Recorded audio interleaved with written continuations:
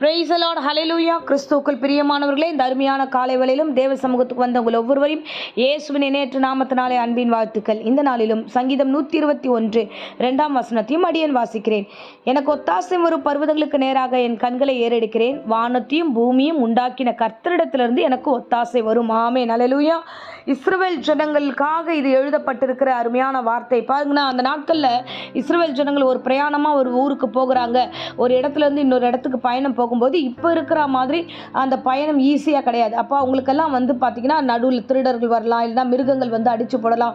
அப்போ ஒரு இருள் சூழ்ந்த ஒரு இடமா இருக்கும். அப்போ அப்பேற்பட்ட சூழ்நிலையில் இவர்கள் பாடல் பாடிக்கொண்டே போவார்கள். அப்படி தான் இந்த வேத வசனத்தை குறித்து சொல்லப்படுகிறது. 121ஆம் சங்கீதம் முழுக்க பார்த்தோம்னா அங்கே இருக்கிற 8 வசனங்களுமே அந்த ஜனங்கள் பாடிக்கொண்டே போவார்கள். ஜனங்கள் எங்கன்னா போகிறான், அந்த வழியெல்லாம் தேவன் நம்மளை பாதுகாப்பார், அவர் நம்ம காலை தள்ளாட விட மாட்டார், அவர் நம்மளை காக்கிறவர் உறங்க மாட்டார், அவர் நம்ம கூடவே இருப்பார், எல்லா தீங்கிற்கும் விலக்கி காப்பார், போக்கையும் வரத்தையும் காப்பார்னு அவங்க பாட்டு பாடிக்கிட்டே கடந்து போவார்கள். அல்லேலூயா.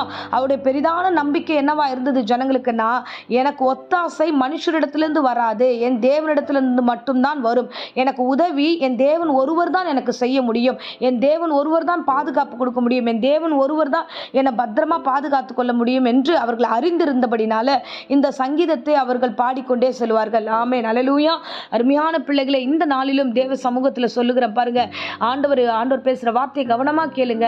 உங்களுடைய பயணத்தில், உங்களுடைய பாதைகளில் நீங்கள் கடந்து போக வேண்டிய காரியங்களில் பயம் இருக்கலாம், தேவையற்ற குழப்பம் இருக்கலாம், தேவையற்ற சஞ்சலங்கள் ஏற்படலாம். ஆண்டவரை யாராவது எனக்கு என் வாழ்க்கையில் உதவி பண்ண மாட்டாங்களான்னு பல எதிர்பார்ப்புகளும் கூட இருக்கலாம். ஆனால் தேவனாகிய கர்த்தரை நீங்கள் பாருங்க. அந்த வசனத்தில் அவ்வளோ தெளிவாய் அந்த சங்கீதத்தில் வாசிக்கிறோம் பாருங்க. எனக்கு ஒத்தாசை வரும் பர்வதத்துக்கு நேராக, பர்வதத்தை நோக்கி, கர்த்தரை நோக்கி, வானத்தையும் பூமியும் உண்டாக்கின கர்த்தரிடத்திலிருந்து எனக்கு வரும். எந்த மனுஷனும் பொய்யனே, ஏன்னா எந்த மனுஷனும் எனக்கு உதவி செய்ய போறதில்லை, எந்த மனுஷனும் எனக்கு தோள் கொடுத்து துணையா இருந்து நான் பார்த்துக்கிறேன், இது தைரியமா இருன்னு சொல்ல போறதில்லை. எல்லா மனுஷரும் ஒரு சூழ்நிலையில என்னை கைவிடுவார்கள். ஆனா என் தேவனாகிய கர்த்தரோ எந்த காலகட்டத்திலும் அவர் கைவிடவே மாட்டார். ஆமென், ஹல்லேலூயா. இதுதான் ஏசாயால வசனம் சொல்லுகிறார் பாருங்க. மலைகள் விலகினாலும், பர்வதங்கள் நிலை பெயர்ந்தாலும், என் கிருபை உன்னை விட்டு விலகாமலும், என் சமாதானத்தின் உடன்படிக்கை நிலை பெயராமல் இருக்கும் என்று உண்மையில் மனதுருகிற கர்த்தர் சொல்லுகிறார். ஆமென், ஹல்லேலூயா. உண்மையில மனதுருகிறவர் உங்களோடு இருக்கிறார். அவர் ஒரு நாளும் உங்களை கைவிடுவதில்லை. ஆமென், ஹல்லேலூயா. பாருங்க, புதிய ஏற்பாட்டில் ஒரு சம்பவத்தை நம்ம வாசிக்கிறோம். ஒரு குருடன் வழி அருகே உட்கார்ந்துட்டு இருக்கிறான், பிச்சை கேட்டுட்டு இருக்கான். அப்பொழுது இயேசு அந்த வழியா போகும்போது, தாவீதின் குமாரனே எனக்கு இறங்கும் என்று அவன் கூப்பிட்ட அந்த கூப்பிடுதலை இயேசுவானவர் திரும்பி பார்த்து அவனிடத்துல என்ன வேண்டும், நான் என்ன செய்யணும்னு எதிர்பார்க்கிறேன்னு கேட்கும்போது அவன் கேட்கிறான், ஆண்டவரே நான் பார்வை அடைய வேண்டும் என்று உதவி கேட்கிறான். ஆண்டவரே எனக்கு எதையாகிலும் ஒரு பெரிய அற்புதத்தை நீங்க செய்வீங்க நான் எதிர்பார்க்கிறேன் ஆண்டவரேன்ட்டு ஆண்டவரை நோக்கி அவன் பார்க்கும்போது கர்த்தர் சொல்லுகிறார், நீ பார்வை அடைவாயாக என்று சொல்லி அவனுக்கு பார்வையை கொடுத்து அவனுக்கு உதவி செய்து அவன் வாழ்க்கையின் சூழ்நிலைகளே கர்த்தர் மாற்றி போட்டார். ஆமென், ஹல்லேலூயா.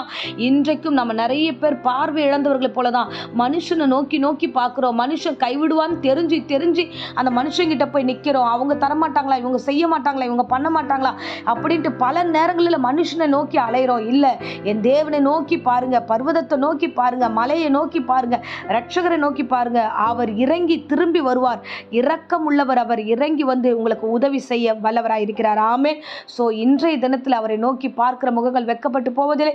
அவர் உங்களுக்கு உதவி செய்வார். அவர் உங்களோடு இருந்து உங்களை வழிநடத்துவார். இப்போதும் அடியேன் உங்களுக்காக ஜெபிக்கிறேன். அன்பு ரட்சகா, இந்த அருமையான தருணத்துக்காய் ஸ்தோத்திரம். இந்த ஜெபத்தை கேட்டுக்கொண்டிருக்க ஒவ்வொரு பிள்ளைகளையும் நீர் ஆசீர்வதிப்பீராக.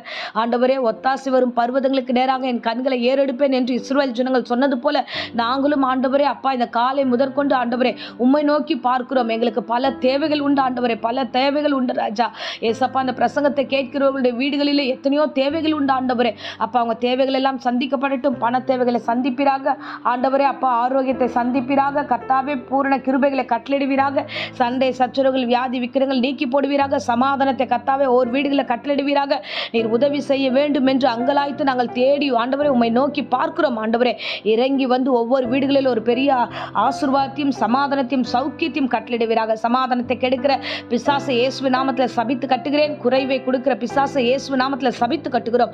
பரிசுத்தாவினுடைய அந்யோன்ய ஐக்கியமும் கிருபையும் ஆசீர்வாதம் எங்கள் ஒவ்வொருவர் கூட இருக்கும்படியாய் தயவா எங்களை அர்ப்பணிக்கிறோம். வந்த ஒவ்வொருவரையும் ஆசீர்வதியும், ஒவ்வொரு பிள்ளைகளையும் ஆசீர்வதியும். இயேசுவின் இணையற்ற நாமத்தில் ஜெபித்து ஒப்புக் கொடுக்கிறேன் ஜீவனுள்ள நல்ல பிதாவே.